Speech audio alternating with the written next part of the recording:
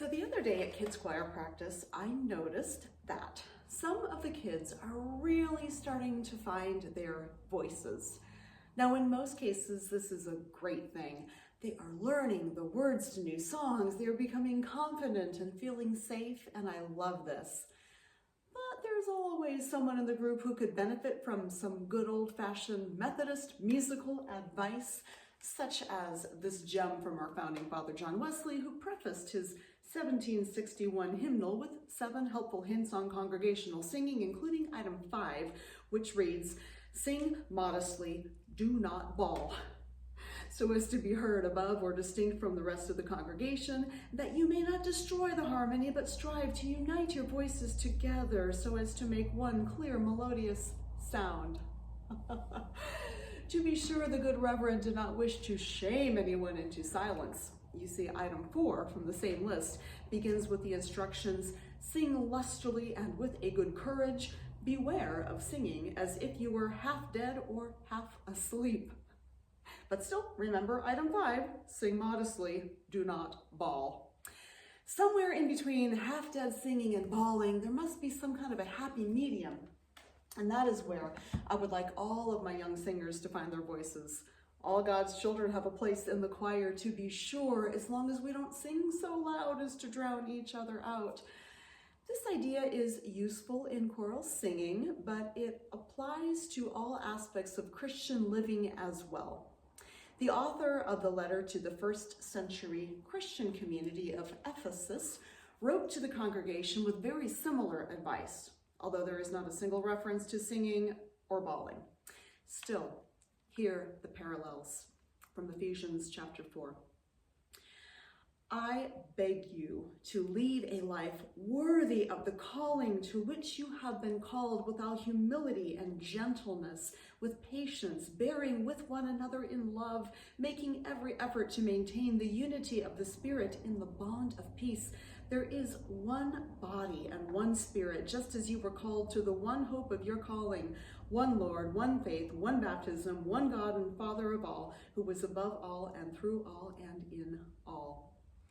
One body, one Spirit, one hope, one Lord, one faith, one baptism, one God, and one clear melodious sound when singing.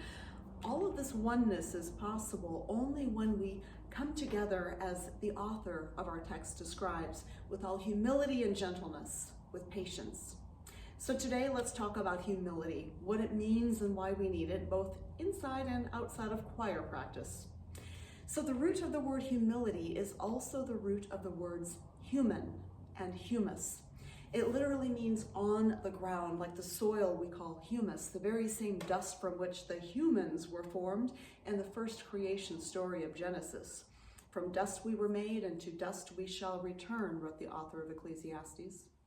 It's a humbling thought.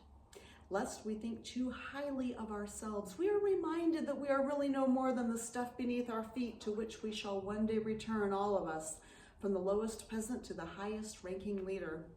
This is not meant to make us feel terrible about ourselves.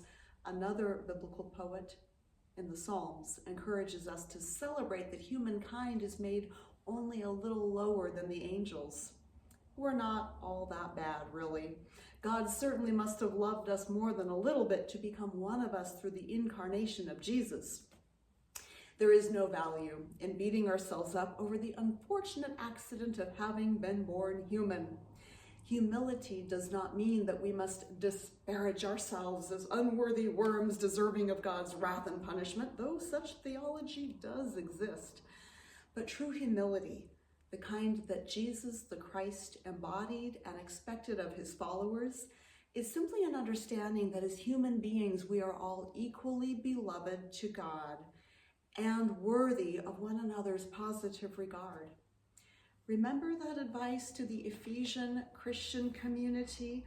Lead a life worthy of the calling to which you have been called, with all humility and gentleness, with patience, bearing with one another in love, making every effort to maintain the unity of the Spirit in the bond of peace. We may hear words like peace and unity and think, so was first century Ephesus some kind of utopia? Because if so, I don't know what I can learn from them. But notice that the author uses language like bearing with one another and making every effort. This is the kind of language you use when you are encouraging someone to do something hard. Bear with it. Make an effort. Is it going to be easy? No. Is it going to turn out perfectly? Also no. But this is the aspiration of the Christian life, a life worthy of the calling to which we have been called, with all humility and gentleness, with patience. Humility is hard. We live in a culture that encourages pride, even arrogance. Who are our heroes? The super wealthy, the super famous, the super powerful, and now and then one of them breaks rank and shows some humility, but for the most part, their egos keep them afloat, and we in the fan club align ourselves with our favorite brand, be it sports, music, politics, and we tend to get a little tribalistic about it, don't we? Sometimes it's in good fun, like when a friend makes a crack about your team and their losing streak, but often the comments are not made in the spirit of fun, especially when it comes to the political playing field where the stakes are higher than whatever you might have wagered over a football game. We live in a time of loud voices trying to outshout each other, don't we? Humility seems about as archaic as my hymnal's 18th century instructions to strive to unite your voices together so as to make one clear, melodious sound. And yet that is exactly what it means to lead a life worthy of the calling to which we have been called, with all humility and gentleness. And actually, I think that we can learn to do this if we consider the skills required of a choral singer. So let's have an introductory choral lesson, shall we? Now, I don't give a fig if you can carry a tune in a bucket or not, but can you listen? Because that is the first and most essential skill of a singer. Just listen. When you listen, you learn all sorts of critical information. What is the tempo? What is the key? What is the volume of the accompanying instruments and the other voices? I have discovered that even people with limited vocal talent can be great additions to the choir if they learn to listen. They can blend their voices to match those of others around them. It requires a certain amount of humility, to be sure. By contrast, an overly confident singer who insists on projecting their part at top volume will not only drown out other singers, but they might sing the wrong thing. Too fast, off key, wrong words. Singers make all kinds of grievous mistakes when they do not listen. And I'm not even talking about my children's choir anymore. You see, I also direct an adult choir.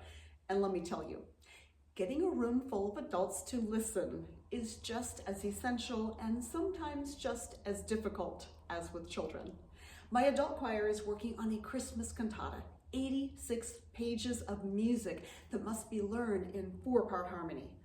It's magical listening to it come together, but the process requires everything our scripture mentions: humility, gentleness, and patience. So much patience.